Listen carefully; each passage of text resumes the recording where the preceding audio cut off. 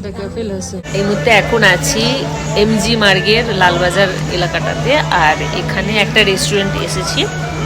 আর এই রেস্টুরেন্টে এসে আজকে এখন আমরা অর্ডার দিয়েছি চিকেন মোমো, চিকেন স্যুপ আর হট কফি। আর রেস্টুরেন্টের অ্যাম্বিয়েন্সটা ভীষণই মানে কুল টাইপের, মানে একটা মায়াবী পরিবেশ। তো কফিটা খেয়ে দেখতে হবে কফিটা অ্যাকচুয়ালি কেমন। সুগার তো প্রচুর, সুগার তো ঢেলে দিলাম, বাট আই ডোন্ট নো কেমন হবে কফিটা। রেস্টুরেন্টের ভিতরে অ্যাম্বিয়েন্সটা জাস্ট দেখুন একবার।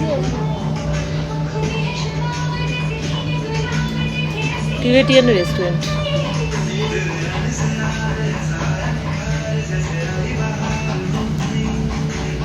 যেটা পরেছি এই সোয়েটারটা, কোরিয়ান সোয়েটার, এটা কিন্তু এখান থেকেই কিনেছি। প্রথম দিন এসেই গ্যাংটকের এই এমজি মার্ট থেকে কিনেছি। হ্যাঁ, আচ্ছা কফিটা একটু টেস্ট করে দেখি।